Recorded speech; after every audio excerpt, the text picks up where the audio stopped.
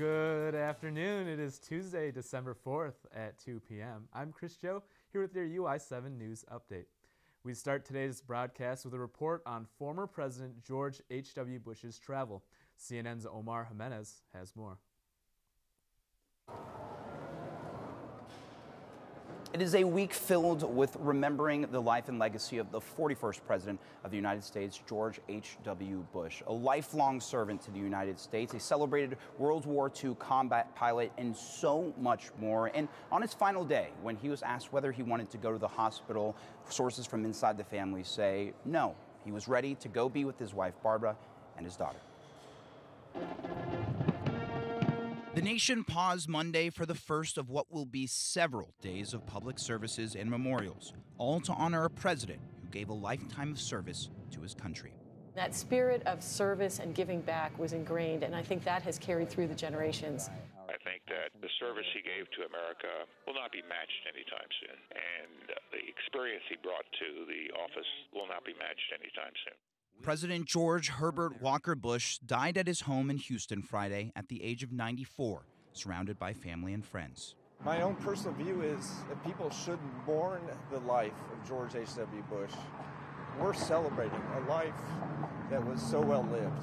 After a brief ceremony at Ellington Field, members of President Bush's family, including his son, President George W. Bush, and his service dog, Sully, who spent Sunday night next to the president's casket, all boarded a presidential 747 renamed Special Air Mission 41, landing in Washington for the last time.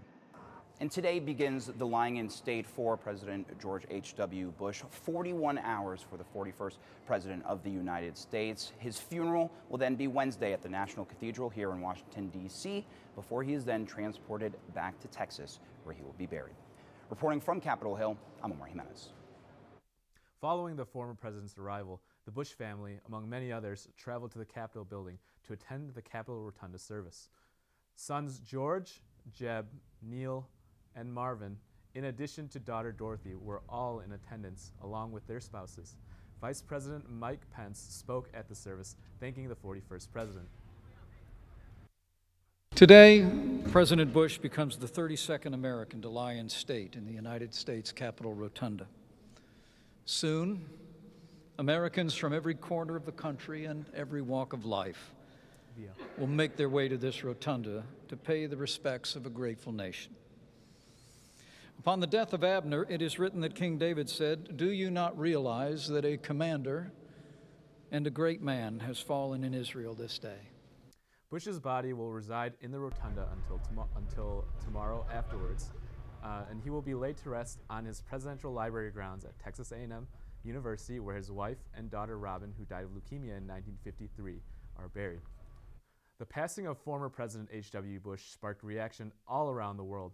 French President Emmanuel Macron took to Twitter to voice his support.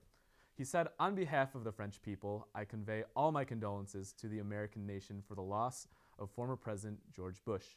He was a world leader who strongly supported the alliance with Europe. Our sympathy to his family and beloved ones." UK Prime Minister Theresa May, Queen Elizabeth II, and Canadian Prime Minister Justin Trudeau were among foreign leaders to weigh in.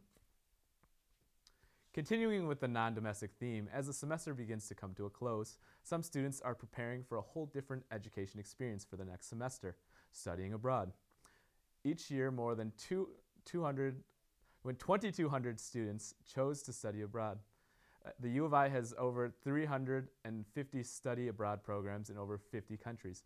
And with so many options, some students may find it hard to know what to do. That is why there are program assistants to help answer questions and speak on the many benefits being in a new country can have. Do things that you find normal, and then you go somewhere else and it's completely different. It's not bad, it's not good, it's just completely different. The Illinois Abroad and Global Exchange Office hosts daily walk-in hours and multiple First Steps workshops to help begin the application process. Info on these events can be found online. Moving on to weather, it's shaping up to be a really promising week, a definite improvement over some of the gloomy conditions we've been seeing. As you can see, lots of sun in the forecast, so just take your time and just maybe take a walk, soak in that vitamin D while we still have it, because these sunny conditions are not always here to stay. And yeah, just really promising weather, lots of sun. And for more of our stories, make sure to follow us on Twitter, like us on Facebook, and subscribe to our channel on YouTube.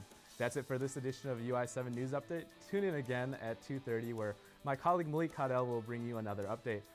This is the last update I'll be doing. I've enjoyed my tenure at UI7 News. I'd just like to thank Dr. Collins and our Richmond studio technical director, Ken Erdy, for all their continued guidance and support doing this.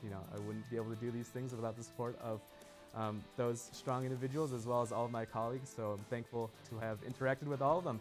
Thank you so much.